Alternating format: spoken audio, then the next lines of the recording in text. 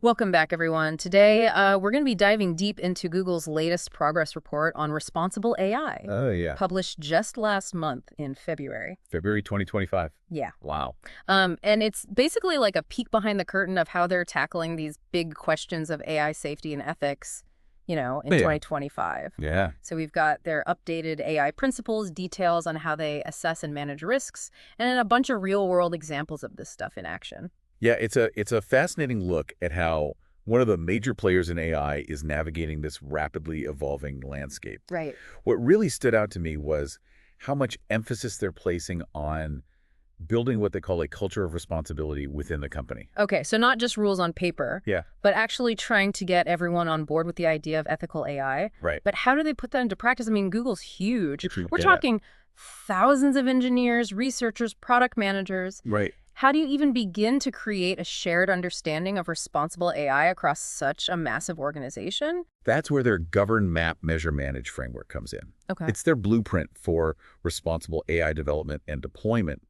And they're not just applying it internally, they're also actively working with external stakeholders and the broader AI community to share their learnings and best practices. So it's about setting clear internal guidelines, identifying potential risks, and then having systems in place to measure and manage those risks, all while collaborating with others. That's right. Got it. Yeah. Let's unpack this govern part first. Okay. What exactly does Google's approach to AI governance look like? It starts with their AI principles, Huh. which were first published back in 2018, Mm-hmm. but have been updated several times since then to reflect the evolving landscape of AI risks and capabilities. Yeah. These principles cover a range of topics like fairness, privacy, safety, and accountability. Mm-hmm. They serve as a kind of ethical compass for all their AI-related work. Okay, so that's the high-level ethical framework. Right. But how do those principles actually translate into concrete actions and decisions within Google? Are we talking like posters on the wall? Right. Or are there actual processes and mechanisms in place? It goes much deeper than posters. Okay. Trust me. Yeah. They've got a whole system of internal policies, procedures, and training programs designed to operationalize those principles. Okay. For example, they have something called the Secure AI Framework, or SAIF, Okay. which provides a set of guidelines and best practices for building AI systems that are resistant to attacks, data breaches, and other security threats. So they're thinking about the security implications of AI from the ground up. Yeah. That makes sense. We hear so much about cybersecurity these days, and AI just adds another layer of complexity to that. Absolutely. What other kinds of frameworks do they have in place? Well, one that's particularly interesting is the Frontier Safety Framework. Okay. This one is specifically designed to address the potential risks of increasingly powerful AI models, like large language models and generative AI. Ooh, that's the stuff that's been in the news a lot lately, right? It has People are both excited and a little freaked out about how fast these AI systems are evolving. Yeah. What kind of risks are they concerned about with these frontier models? We're talking about things like bias amplification, Mm-hmm. the potential for misuse, and even the possibility of AI systems developing capabilities that we don't fully understand or can't easily control. Yeah. The Frontier Safety Framework helps Google's teams to proactively identify and mitigate those risks before they become major problems. So it's like a risk radar constantly scanning for potential issues on the horizon. That's a great analogy. That makes sense, especially with AI evolving so quickly. Yeah. But it's not just about anticipating future risks, right? They also need to have ways to deal with potential problems in the here and now. Absolutely. They have a robust system of pre- and post-launch reviews for all their AI products and services. Okay. Before any AI system is released to the public, it undergoes a thorough assessment to make sure it aligns with Google's AI principles and internal policies. And even after launch, they continue to monitor these systems for any potential issues and have processes in place to quickly address any problems that arise. So it's a continuous process of evaluation and improvement, not just a one-time checkbox exercise. Right. I'm sensing a theme here. It seems like Google is really trying to embed responsible AI into every stage of the development life cycle. Exactly. They call it full stack governance, which basically means they're thinking about responsibility at every level, I see. from the initial research and development phase all the way to the deployment monitoring and even the eventual decommissioning of AI systems. Full stack governance. I like that. It's like they're baking responsible AI into the DNA of the company. I like that analogy too. But let's be real. Even with the best intentions and frameworks in place, AI development can be messy and unpredictable. It can. How do they deal with the inevitable unknowns, the stuff they couldn't possibly anticipate? That's where the map part of their framework comes in. Okay. They've invested heavily in research to understand the potential risks and impacts of AI. And they're constantly updating their risk assessments as new technologies emerge. Yeah. And they're not just relying on their own internal experts. Yeah. They're also collaborating with external researchers, academics, and even ethicists to get a broader perspective on the potential challenges. So it's like they're building this giant risk map, constantly adding new data points and adjusting their course as the AI landscape shifts. That's right. It's got to be a pretty complex map at this point, given how quickly AI is evolving. It is. What are some of the key areas they're focused on? Well, they're looking at everything from the societal impact of AI to the potential for misuse and even the long-term existential risks that some experts believe are associated with increasingly powerful AI systems. But they're not just focused on the big picture. They're also digging into specific areas like algorithmic bias, data privacy, and the environmental impact of AI development. It's like they're trying to anticipate every possible twist and turn on this road to the future of AI. Yeah. But research and risk assessment are only part of the picture, right? Right. At some point, they have to actually put those insights into action. Right, and that's where measure comes in. Yeah, okay. This is all about actually testing and evaluating their AI systems to see how they stack up against their responsible AI principles and risk assessments. They use a variety of techniques, including red teaming, which is basically a simulated attack on their AI systems to see how they respond under pressure. Wait, they actually have teams of people trying to break their own AI. They do. That sounds intense. What kind of things are they trying to do? They're trying to do all the things you might worry about with AI. Okay. Trick it into generating harmful content. Expose biases in its decision-making, or even manipulate it into taking actions it's not supposed to. I see. It's kind of like a high-stakes game of cat and mouse, but with the goal of making their AI systems more robust and resilient. Okay, so red teaming is like stress testing for AI, Yeah, trying to break it to make it stronger. exactly. That makes sense. But it can't just be about breaking things right. Yeah. They also need to measure how well their AI is performing in terms of its intended purpose. Absolutely. They have a whole set of metrics and evaluation frameworks to assess things like accuracy, fairness, and explainability.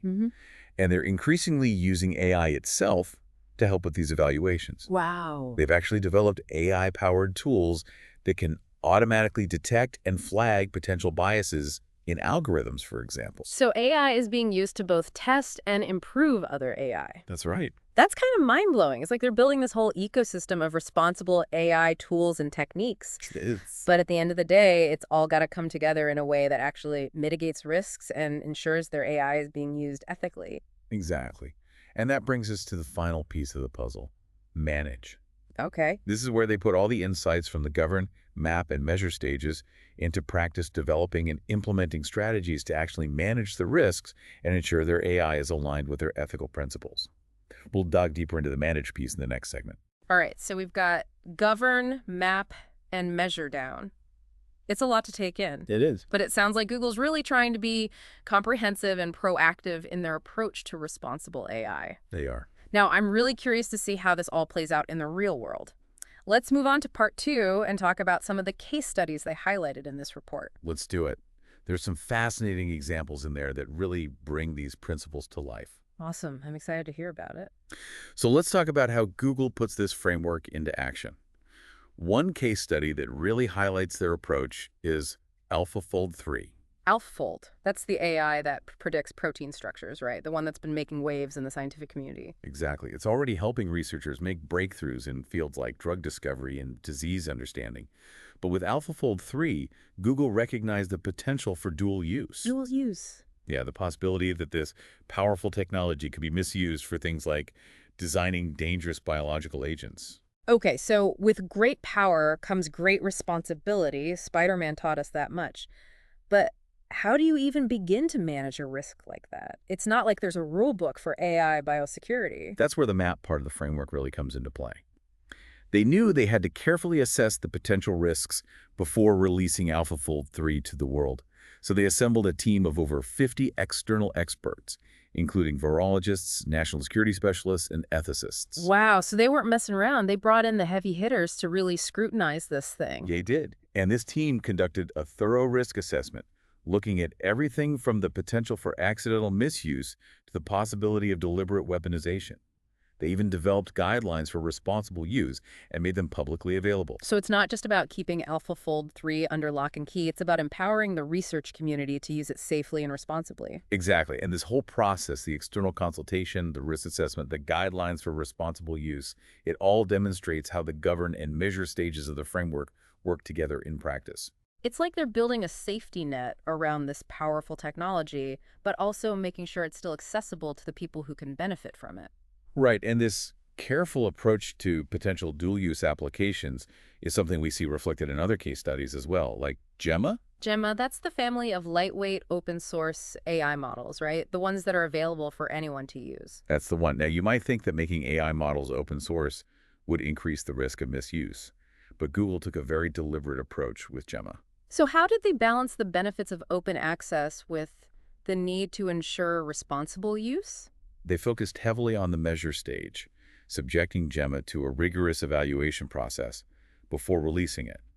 They used a combination of automated tests and expert review to assess its potential for generating harmful content, perpetuating biases, or even being used for things like creating deepfakes. It's like they were putting Gemma through boot camp, making sure it could withstand any challenge that might come its way. Exactly. And they also went a step further by creating something called model cards for Gemma. Model cards, what are those? Think of them like nutrition labels for AI models. They provide detailed information about how the model was trained, what its intended uses are, and what its limitations are. They even highlight potential risks and how to mitigate them. So it's all about transparency, giving people the information they need to make informed decisions about how to use these models. Exactly. And this commitment to transparency extends to the way they deploy new AI technologies, like NotebookLM. NotebookLM, that's the AI research assistant, right? The one that helps you synthesize information and generate ideas. That's it. And Google recognized that a tool this powerful could have a big impact on how people learn, research, and even create this here. So they took a very cautious approach to its rollout, using a phased launch strategy. Phased launch, so they didn't just release it to the whole world all at once? Nope, they started with internal testing, then gradually expanded access to trusted testers, then a limited waitlist, and finally a broader public release. So they were basically dipping their toes in the water at each stage, making sure everything was working as expected and gathering feedback along the way. Exactly, and this allowed them to identify and address any potential issues before they became major problems. For example, they discovered that some users were prompting NotebookLM to generate harmful or inappropriate content. Ooh, yeah, that's a concern we've seen with other large language models. How do they address that? They use a combination of techniques, including refining the model's training data, adjusting its safety settings, and even developing new methods to detect and filter harmful prompts. So it was an iterative process, constantly refining the system based on real-world feedback. Right, and this approach, the phased launch, the continuous monitoring, the proactive mitigation, it all reflects the managed stage of the framework in action. It sounds like they're really taking this responsibility seriously, trying to anticipate potential problems and address them head-on. They are, and they're not just focusing on the risks associated with specific AI models or applications. They're also thinking about the broader ecosystem and how to promote responsible AI development across the board. Okay, now we're getting into the really big picture stuff. No. What are they doing to encourage responsible AI practices beyond Google's own walls? Well, one of the most significant initiatives is SynthID, the technology they developed to watermark AI-generated content. Oh yeah, we talked about that earlier. It's like a digital fingerprint that helps people identify whether something was created by a human or by AI. Exactly, and by open sourcing SynthID, they've made it available for any developer to use this. Means that anyone building AI systems that generate content can now incorporate this watermarking technology, helping to combat misinformation and promote transparency. So it's like they're giving a whole world a tool to help distinguish between real and fake content in this age of AI-generated everything. That's a great way to put it. They're not stopping there. They're also investing heavily in research into AI safety and developing tools that can help other developers build safer and more responsible AI systems. So it's not just about setting their own house in order, it's about empowering others to do the same. Exactly. And they're also actively participating in industry-wide initiatives to develop standards and best practices for responsible AI development. They're working with organizations like the Partnership on AI and the World Economic Forum to try and shape the future. Exactly. And they're also investing in AI literacy programs, trying to educate the public about the potential benefits and risks of AI so that people can make more informed decisions about how they interact with this technology. So it's like they're saying, don't be afraid of AI, understand it, and help us shape it for the better. I love that, and I think it's a message that resonates far beyond the world of technology. It's a call to action for all of us to become more informed and engaged citizens in this rapidly changing world. Okay, so we've got a role to play as individuals, but what about the bigger picture? What are the societal implications of all of this? One of the biggest challenges we face is ensuring that AI is developed and used in a way that benefits all of humanity, not just a select few. So it's about making sure that AI doesn't exacerbate existing inequalities or create new ones. Right. We need to be mindful of the potential for bias in AI systems and work to ensure that these technologies are accessible and beneficial to everyone, regardless of their background or circumstances. That's a tall order, especially given how rapidly AI is evolving and how much is still unknown. It is, and it's going to require collaboration and cooperation across disciplines, sectors, and even national borders. So it's not just a tech issue, it's a human issue. Exactly, and I think that's what makes this whole conversation about responsible AI so fascinating and so important. It's forcing us to confront some fundamental questions about what it means to be human in a world that's increasingly shaped by technology. It's like we're standing at a crossroads, and the choices we make now will have a profound impact on the future. Absolutely. And it's up to all of us to decide what kind of future we want to create. Do we want a future where AI is used to empower individuals and create a more equitable society? Or do we want a future where AI is used to concentrate power and control in the hands of a select few? Those are some pretty weighty questions, and I don't think there are any easy answers. There aren't. But that's why it's so important to have these conversations to explore different perspectives and to work together to find solutions that benefit everyone. Well, Google has certainly given us a lot to think about with this latest report. It's clear they're taking this responsibility seriously, and they're pushing the entire industry to do the same. And they're inviting all of us to join the conversation. Exactly. So let's keep talking, keep learning, and keep pushing for a future where AI is used for good if you want to explore these ideas further. Be sure to check out the links in the show notes. We've got the full Google report, plus a bunch of other resources on responsible AI. Until next time, keep diving deep. All right, so we've explored Google's Govern, Map, Measure, Manage framework, and we've seen how they're putting those principles into practice with projects like Alpha, Gemma, and Notebook LM. We've also seen how they're taking a broader approach, thinking about the entire AI ecosystem and working to promote responsible AI development across the board. It's a lot to take in, but it paints a pretty compelling picture of how one of the leading forces in AI is approaching these big questions of ethics and responsibility. Yeah, and it raises some important questions for all of us. Okay, let's talk about those questions. We've been focusing on Google, but what does all of this mean for the rest of us? For the everyday users who are interacting with AI on a daily basis, often without even realizing it. It's interesting because Google's approach really emphasizes the idea that responsible AI isn't just something that happens in big tech companies. Yeah. It's something that we all have a role to play in shaping. So it's not just about Google getting its own house in order. It's about creating a culture of responsibility around AI that extends to everyone who uses it or is impacted by it. Think about it this way. Every time you use a search engine, interact with a virtual assistant, or even just scroll through your social media feed, you're contributing to the data that trains these AI systems. And the choices you make, what you click on, what you share, what you search for, all of that influences how these systems evolve. So it's like we're all part of this giant feedback loop shaping the future of AI with every interaction. Right. And that means we have a responsibility to be mindful of the data we're generating and the potential impact it could have.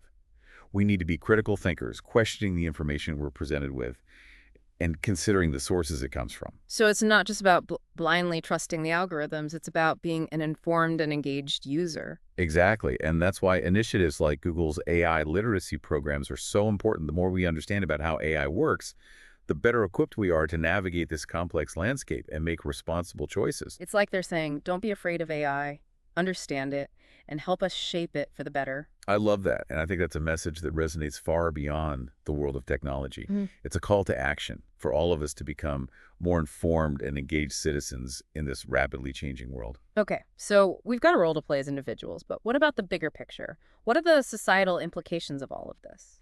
One of the biggest challenges we face is ensuring that AI is developed and used in a way that benefits all of humanity, not just a select few. So it's about making sure that AI doesn't exacerbate existing inequalities or create new ones. But we need to be mindful of the potential for bias in AI systems and work to ensure that these technologies are accessible and beneficial to everyone, regardless of their background or circumstances. That's a tall order, especially given how rapidly AI is evolving and how much is still unknown. It is, and it's going to require collaboration and cooperation across disciplines, sectors, and even national borders. So it's not just a tech issue, it's a human issue. Exactly, and I think that's what makes this whole conversation about responsible AI so fascinating and so important.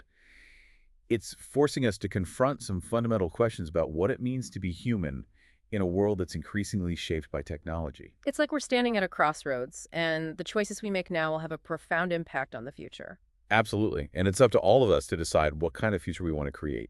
Do we want a future where AI is used to empower individuals and create a more equitable society? Or do we want a future where AI is used to concentrate power and control in the hands of a select few? Those are some pretty weighty questions, and I don't think there are any easy answers. There aren't.